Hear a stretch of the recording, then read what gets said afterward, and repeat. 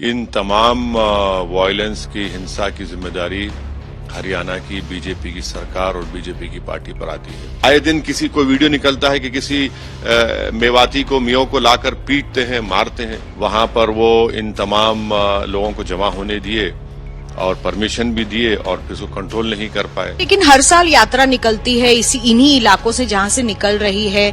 इस साल ऐसा क्या लग रहा है? पुलिस की तफ्तीश भी चल रही है, कहा जा रहा है कि प्री प्लान भी हो सकता है। फिर दूसरी बोगी में गया और एक मुसलमान को आइडेंटिफाई किया, उसको गोली मार दिया। फिर एक और बोगी में गया, फिर मुसलमान को देखा, वहां गोली मारा।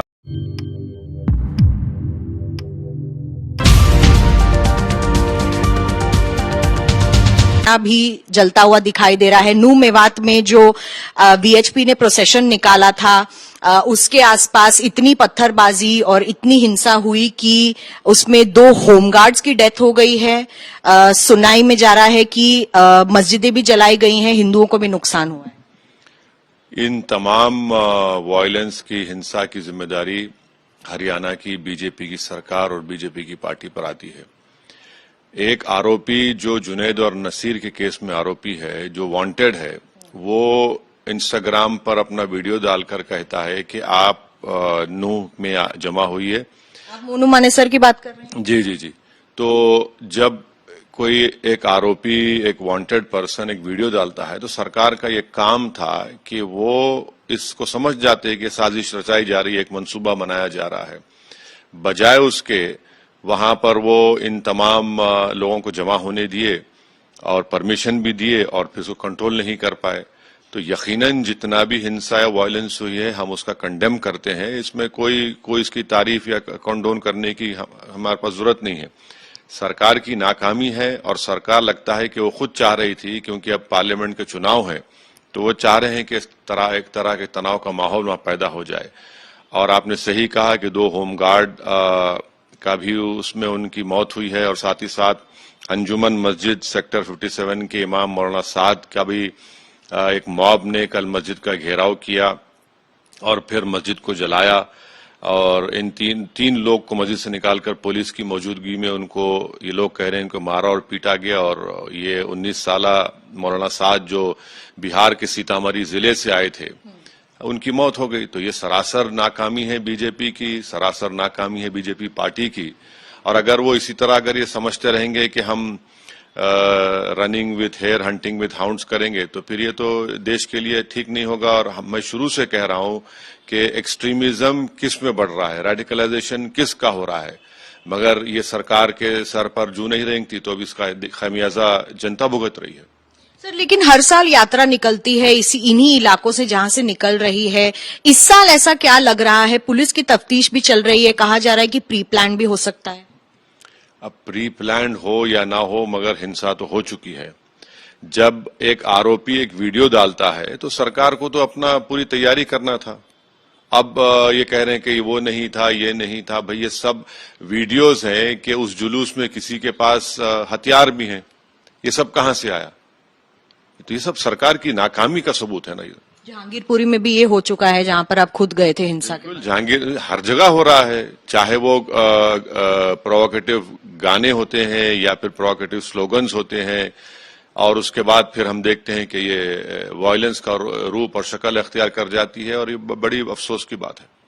आरपीएफ कांस्टेबल रेलवे के मुंबई से जयपुर के एक्सप्रेस में पहले अपने सहयोगी को शूट कर देते हैं और फिर 3 लोगों को, उसमें से 2 मुसलमान पैसेंजर्स भी, उनको शूट करते हैं। आपने इस बारे में कल बात रखी थी। कहा यह जा रहा है कि हो सकता है वो मेंटली अनस्टेबल हो। ये बकवास है। उनका जो एएसआई था वो लड़ रहा था किसी से, पैसेंजर से। वो बेचारा सीनियर ऑफिसर उसको रोका कि भाई तू बहस मत कर। उसको वहीं पर कत्ल कर दिया मीना साहब को। फिर दूसरी बोगी में गया और एक मुसलमान को आइडेंटिफाई किया, उसको गोली मार दिया। फिर एक और बोगी में गया, फिर मुसलमान को देखा, वहां गोली मारा। 3 मुसलमानों को और एक मीना साहब को जो राजस्थान के उनका मर्डर करता है। और वीडियो है कि एक मुसलमान जो तड़प रहा है, ये हथियार अपना जो लाइसेंस वेपन है उसको लेकर कह रहा है कि इस देश में रहना है तो मोदी और योगी और ये सब बातें कर रहा है। मैं शुरू से ही कह रहा हूं कि ये लोग रेडिकलाइज क्यों हो रहे हैं, ये लोग इतने एक्सट्रीमिज्म पे क्यों जा रहे हैं, ये लोग हथियार उठाकर गोली क्यों चला रहे हैं, इनको लोकतंत्र पे भरोसा क्यों खत्म हो गया है। और इस तरह से रेडिकलाइज तो मोदी सरकार इनको कर रही है। पिछले 9 साल से यही तो इनका बहुत बड़ा कंट्रीब्यूशन रहा है और इसको पागल कहना सरासर गलत है। ये पूरा एक प्री प्लान प्री मेडिटेटेड तरीके से इसने ये मर्डर किया है। और अगर मिसाल के तौर पर अगर वो शख्स मुसलमान होता तो अब तक क्या होता, आसमान गिर जाता सबके सर पर। कल रात से टीवी चैनल पर उसका सन्नाटा है, जिक्र ही नहीं हो रहा है कहीं पर भी। अगर मुसलमान होता तो आईसिस बोलते, क्या क्या कौन कौन से लोगों से मिला देते, पूरी कम्युनिटी को गाली दे देते मुसलमानों को। मगर ये एक रेडिकलाइजेशन और एक्सट्रीमिज्म की बेहतरीन मिसाल है, जो अगर सरकार अभी भी होश के नाखून नहीं लेगी और जागेगी नहीं और इसको एक्सेप्ट नहीं करेगी, तो इसका मतलब ये कि सरकार चाह रही है कि इस तरह का रेडिकलाइजेशन एक्सट्रीमिज्म को प्रमोट किया जाए पूरे देश में। आप इसे टेरर अटैक का नाम दें? बिल्कुल टेरर अटैक है, ये टेरर अटैक है। वो आदमी वर्दी में है, वो शख्स आम आदमी नहीं है, वर्दी में रहकर वो उसको जान बचाना उसका काम है। वो तो चुन चुन कर मार रहा है। उसने 3 मुसलमानों को मार दिया, बेचारे मजदूर हैं, बिहार के हैं। एक तो बेचारे अपने वापस जा रहे थे नलासोपारा को, उनको मार दिया। तो यकीनन ये टेररिस्ट अटैक है। क्यों नहीं कहेंगे टेररिस्ट अटैक इसको? बिल्कुल कहना चाहिए। आप जो सेलेक्टिव टारगेट कर रहे हैं तो टेररिस्ट अटैक, और भी आप ऑटोमेटिक सेमी ऑटोमेटिक वेपन के साथ कर रहे हैं। और लाश के पास खड़े होकर आप में यानी अफसोस ये हो रहा है कि हाफिज जुनैद को ट्रेन में मारा गया चाकुओं से, जनता बैठी हुई है, यहां पर पूरी ट्रेन में मार रहा है। और वो महाशय जो है ये टेररिस्ट साहब तकरीर कर रहे हैं और बेचारी जनता सुन रही है उसको, वीडियो रिकॉर्डिंग कर रही है। सर, लेकिन रेडिकलाइजेशन तो दोनों ही तरफ हो रहा है ना। मेवात में भी देखिए, अगर एक जगह आगजनी हुई है, दूसरी जगह पत्थरबाजी भी हुई है। क्या मांग करते हैं? मेवात की जांच किस तरीके से होनी चाहिए? भाई, आपकी बीजेपी की सरकार है, आपके पास इंटेलिजेंस की रिपोर्ट होगी, आपके पास सब चीज है, उसके बावजूद भी अगर आप नाकाम होते हैं, आखिर आपने वहां के गौरक्षक कमेटी को आम लाइसेंस वेपन लेने के लिए आपने लाइसेंस क्यों दिया? हथियार खरीदने का लाइसेंस क्यों दिया आपने उन लोगों को रेडिकलाइज क्यों किया? आपने उनको उस राह पर क्यों लेकर गए? तो सरकार कर रही है, आप जांच करवाइए, कौन रोक रहा है जांच से? मगर इन लोगों का क्या करेंगे जिनको आप हथियार रखने के लाइसेंस दे रहे हैं और आए दिन अपना वीडियो बनाते हैं?